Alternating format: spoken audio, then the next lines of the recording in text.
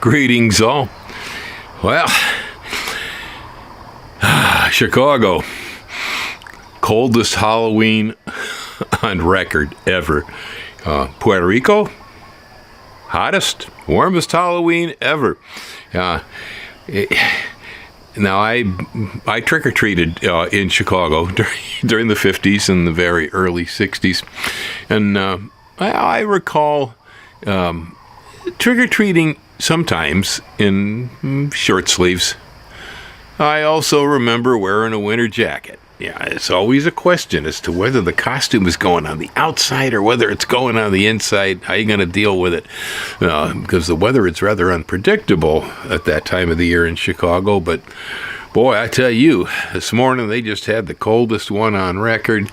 I've been saying for a long time now about climate change that I hear folks all the time going, I'm working with tropical plants now because I know the climate from Mossislan is moving north to Seattle, and that we're going to have San Francisco weather in Vancouver and so on, that this idea that the weather is going to move north across the planet, and it's a flawed idea.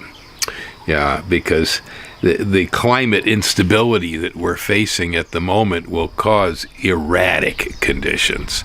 As you can see, Chicago had its hottest summer on record. At the same time, it had the coldest Halloween. Yeah, you folks are freezing way down south into Dixie. I see freezing temperatures all the way to Raleigh, and down towards Atlanta and stuff. It's almost to the Gulf Coast. It's very cold all the way to the Gulf Coast this morning, right, Gracie? Yeah, Gracie's come here to rub my stand. Yeah, she's on the tripod. Uh-huh.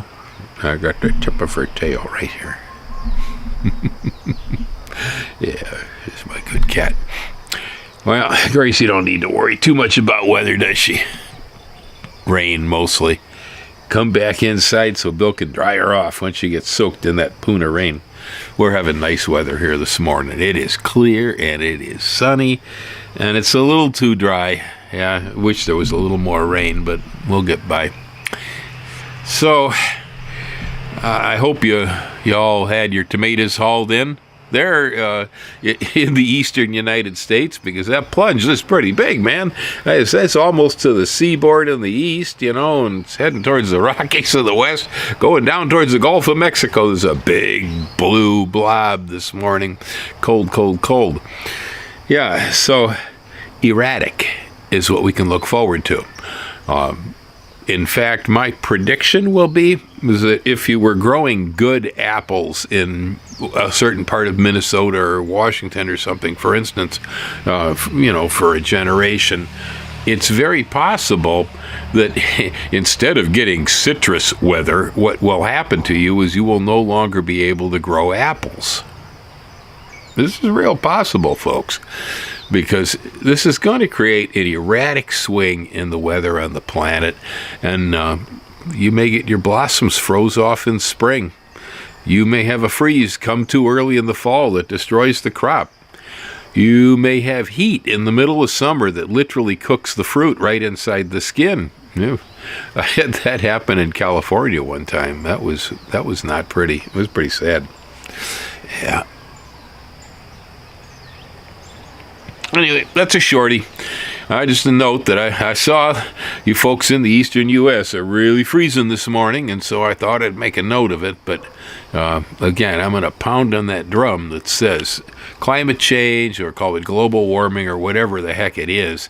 It is not going to allow you to grow citrus in Vancouver. This is not what's going to happen. Okay. Yeah. You're going to find that things you used to be able to do, you may not be able to do anymore. That's going to be more like the picture. I don't see this as being an opportunistic situation.